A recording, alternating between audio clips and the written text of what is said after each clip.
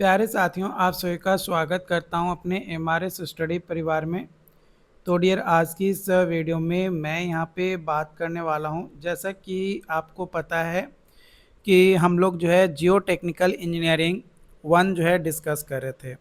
तो जियो technical engineering 1 के अंतर्गत हम आगे के टॉपिक्स को डिस्कस करेंगे और आज का जो टॉपिक है वो हम यहाँ पे डिस्कस करने वाले हैं आपका श्रिंकेज रेशियो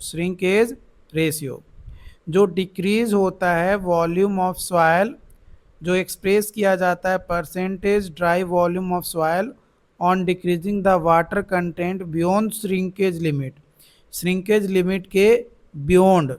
तो वो रेशियो जो होता है वो कहलाता है श्रिंकेज रेशियो। तो shrinkage ratio S R is equal to V2 minus V1 by VD का whole into 100 divided by W2 minus W1। ये श्रिंकेज रेशियो हो गया। एक्स एक्सिस में हमारा लिमिट दिया गया श्रिंकेज का और W1 and W2, and Y axis में वॉल्यूम दिया गया है ड्राई वॉल्यूम 1 और वॉल्यूम 2। तो W2 minus W1 is equal to change of volume of water, यानी delta of volume of water into gamma W divided by weight of soil solid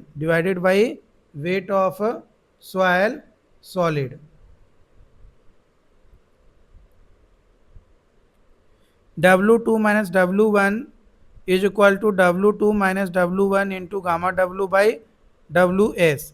तो shrinkage ratio हो जाएगा W2 minus W1 by V2 minus V1 by VD का whole into 100 divided by V2 minus V1 का whole into gamma W divided by WS by VD divided by gamma W, तो gamma D by gamma W। तो shrinkage ratio का एक और relation हमारा हो जाएगा S R is equal to GM, यानी मास स्पेसिफिक ग्रेविटी। तो shrinkage ratio is equal to हो जाएगा हमारा 1 बाई श्रिंकेज लिमिट जो है इज इक्वल टू हो जाएगा 1 by shrinkage ratio minus 1 by specific gravity. ये इक्वेशन 3 हो जाएगा। मतलब यहाँ पे श्रिंकेज रेशियो का 3 रिलेशंस जो है आपका बनकर आएगा। कितना रिलेशन बनकर आएगा? 3 रिलेशन जो है बनकर आ जाएगा। बात करते हैं वॉल्यूमेट्रिक श्रिंकेज। जब हमारा वॉल्यूम जो है सॉइल का एक्सप्रेस किया जाता है percentage of dry volume on decreasing the water content from its given state, यानी natural state to shrinkage limit of soil, तो ये जो डिक्रीज होता है वो वॉल्यूमेट्रिक श्रिंकेज कहलाता है। VS is equal to V minus VD divided by VD into 100। SR shrinkage ratio is equal to V2 minus V1 by VD into 100 W2 minus W1। तो V minus VD by VD का whole into 100 divided by WN minus WSH, यानी shrinkage limit. Shrinkage ratio is equal to VS by WN minus WSH into 100। तो VS volumetric shrinkage is equal to आ जाएगा SR into WN minus WSH into 100। ये जो है natural हमारा state पे क्या है श्रिंकेज लिमिट, यानी वाटर कंटेंट वो, और ये हमारा श्रिंकेज लिमिट को रिप्रेजेंट कर रहा है। लीनियर श्रिंकेज जब हमारा एक ही डायरेक्शन में डिक्रीज होता है, जो एक्सप्रेस किया जाता है percentage of original length of soil specimen on decreasing the water content from its given state to the shrinkage limit LS is equal to L naught minus L average by L naught into 100, 1 minus L average by L naught का whole into 100। तो L S is equal to 100 into 1 minus 100 by 100 plus V S का whole power 1/3, जो कि हमारा equation 2 हो गया। मतलब equation 1 और इक्वेशन 2, दो इक्वेशन हमारा यहाँ पे आ गया। डिग्री ऑफ श्रिंकेज, जब वॉल्यूम ऑफ सॉइल जो है डिक्रीज करता है और ये एक्सप्रेस किया जाता है विद रिस्पेक्ट टू ओरिजिनल और initial volume of soil. Original और इनिशियल वॉल्यूम ऑफ सॉइल कब? जब हमारा वाटर कंटेंट जो है डिक्रीज करता है from its given state, from its given state to shrinkage limit, given state to shrinkage limit. तो degree of shrinkage is equal to v minus V D by V into 100 if V S greater than, है ना, V S greater than, मैंने V S जो है बढ़ेगा value अगर, तो plasticity जो है हमारा बढ़ेगा। अगर डिग्री ऑफ श्रिंकेज जो है बढ़ेगा तो प्लास्टिसिटी कमेगा, है ना। डिग्री ऑफ श्रिंकेज अगर बढ़ रहा है तो प्लास्टिसिटी हमारा क्या होगा? घटेगा। तो डिग्री ऑफ श्रिंकेज और उसके प्लास्टिसिटी के बारे में डिस्कस करेंगे। तो डिग्री ऑफ श्रिंकेज अगर लेस देन 5 है तो हमारा प्लास्टिसिटी अच्छा होगा, 5 से 10 है तो मीडियम, 10 से 15 है तो पुअर, और 15 से ज़्यादा है डिग्री ऑफ श्रिंकेज तो बहुत ही पुअर प्लास्टिसिटी होगा, बहुत ही पुअर प्लास्टिसिटी आपका होगा, बहुत ही पुअर प्लास्टिसिटी आपको देखने को मिलेगा। कंसिस्टेंसी इंडाइसेस, कंसिस्टेंसी इंडाइसेस और अटरवर्ग इंडाइसेस, कंसिस्टेंसी इंडाइसेस और अटरवर्ग इंडाइसेस। तो एक्स एक्सिस जो है हमारा वाटर कंटेंट, एक्स एक्सिस पे वाटर कंटेंट, वाई एक्सिस पे volume, shrinkage limit, plastic limit और लिक्विड लिमिट, है ना। ड्राई वॉल्यूम, प्लास्टिसिटी वॉल्यूम और लिक्विड लिमिट पे वॉल्यूम हमारा क्या आएगा वो। तो plasticity index I P is equal to हो जाएगा liquid limit minus plastic limit. For plastic soil liquid limit जो है ज़्यादा होता है as compare to plastic limit. Non plastic soil के लिए लिक्विड लिमिट और प्लास्टिक लिमिट बराबर होता है। क्ले सिल्ट प्लास्टिक सॉइल होता है, सैंड और ग्रेवल नॉन प्लास्टिक सॉइल होता है। जो प्लास्टिसिटी इंडेक्स है, जो प्लास्टिसिटी इंडेक्स है is the range of water content, ये रेंज होता है वाटर कंटेंट का जहाँ पे साइज ऑफ सॉइल जो है एग्जिबिट करता है प्लास्टिक प्रॉपर्टीज़ को। किसको एग्जिबिट करता है? प्लास्टिक प्रॉपर्टीज़ को। Consistency index I C, consistency index is equal to liquid limit minus water content divided by liquid limit minus plastic limit. तो हमारा हो जाएगा liquid limit minus water content divided by plasticity index. W जो है natural water content है। अगर consistency index less than 0 है तो लिक्विड स्टेट है, 0 से 1 के बीच में है तो प्लास्टिक स्टेट है, और 1 से बड़ा है तो सेमी सॉलिड और सॉलिड स्टेट में हमारा होगा। जैसे जैसे कंसिस्टेंसी इंडेक्स इंक्रीज करेगा डिग्री ऑफ फर्मनेस जो है ये भी हमारा इंक्रीज करेगा, डिग्री ऑफ फर्मनेस जो है ये भी हमारा क्या करेगा? इंक्रीज करेगा। इट इज़ एन इंडिकेटर, जो कंसिस्टेंसी इंडेक्स है ये इंडिकेटर है रिलेटिव शियर स्ट्रेंथ का, रिलेटिव शियर स्ट्रेंथ का। Liquidity index, liquidity index, liquidity index IL water content minus plasticity limit divided by liquid limit minus plastic limit. तो water content minus plastic limit divided by plasticity index. अगर soil जो है liquid state में है of consistency तो हमारा liquidity index जो है ग्रेटर देन 1 होगा, और उस केस में वाटर कंटेंट जो है ज़्यादा होगा लिक्विड लिमिट से।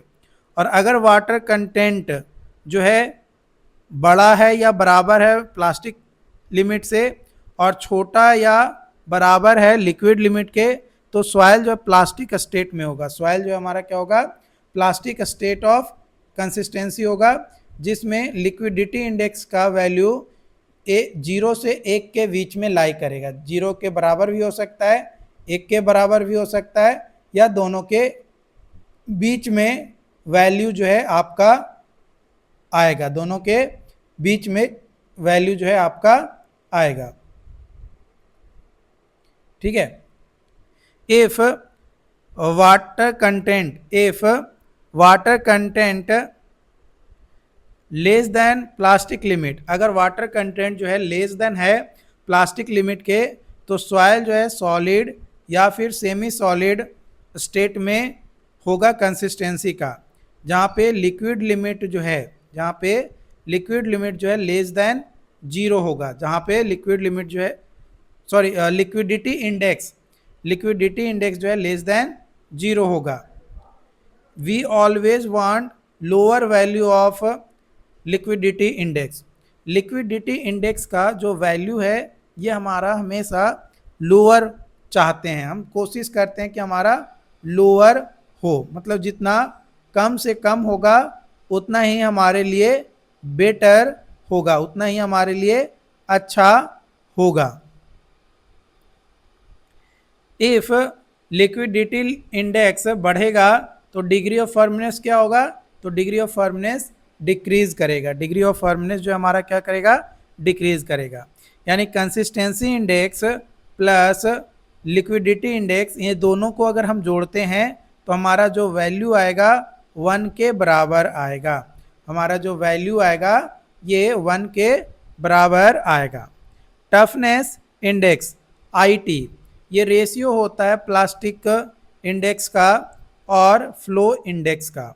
ये दिखाता है कि सॉइल जो है कितना टफ है at plastic limit.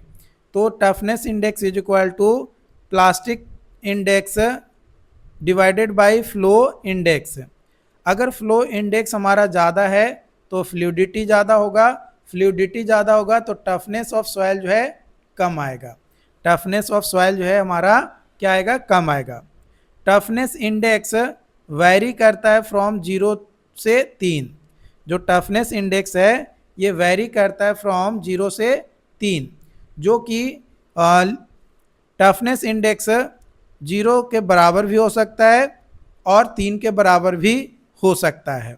Flow index एक ऐसा रेट जिस पे सॉइल मास जो है लूज करता है अपने शियर स्ट्रेंथ को with increase in water content. जैसे जैसे हम वाटर कंटेंट इंक्रीज करते हैं वैसे वैसे वो अपना शियर स्ट्रेंथ जो है लूज करते जाता है। तो वो रेट को कहते हैं फ्लो इंडेक्स। ये ऑब्टेन्ड किया जाता है by slope of curve drawn for water content versus number of blows properties comparing at same liquid limit but increase plasticity index। Compare करते हैं सॉइल को at same plasticity index but increase करता है liquid limit. तो देखो पहले हम करेंगे same liquid limit but plasticity index increase करता है, तो उस कंडीशन में क्या आएगा, तो ड्राई डेंसिटी इंक्रीज करेगा, toughness at plastic limit increase करेगा, कंप्रेसिबिलिटी ऑलमोस्ट कांस्टेंट होगा क्योंकि यहाँ पे लिक्विड लिमिट में कोई चेंजेस नहीं आ रहा है, परमेबिलिटी डिक्रीज करेगा, रेट ऑफ वॉल्यूम चेंज ये भी हमारा डिक्रीज करेगा।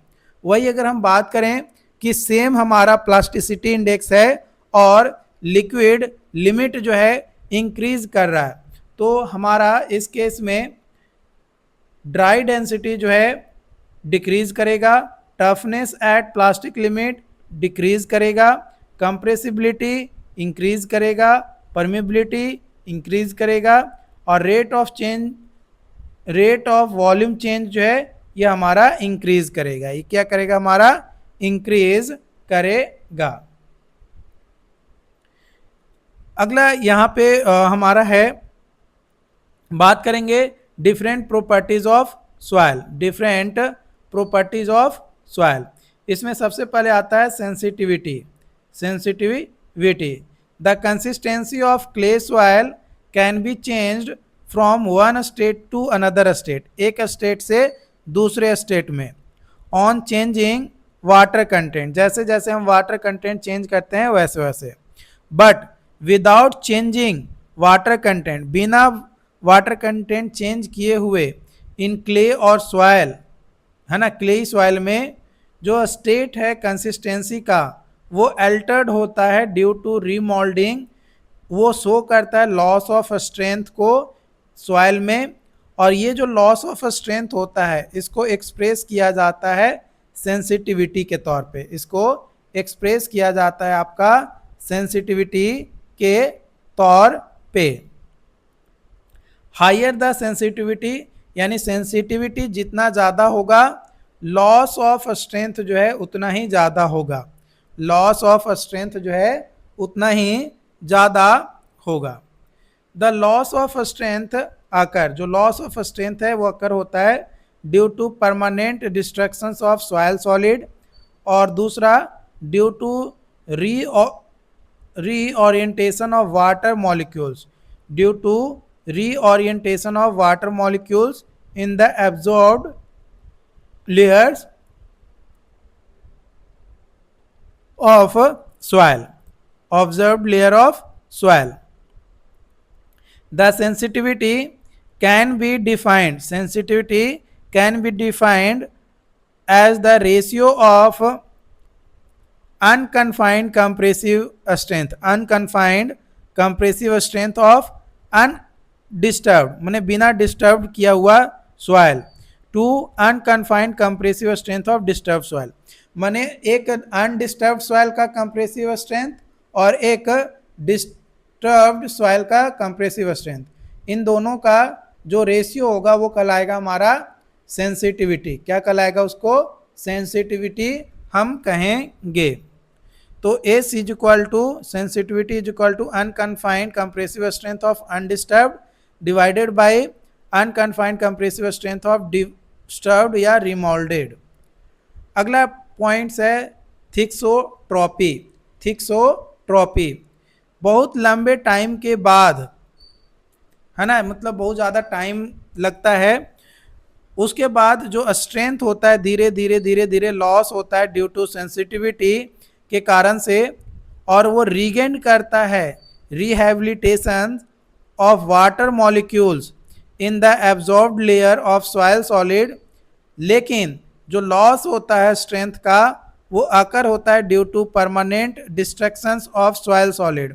Permanent destruction of soil solid can not be regained, ये रीगेन्ड नहीं किया जाता है।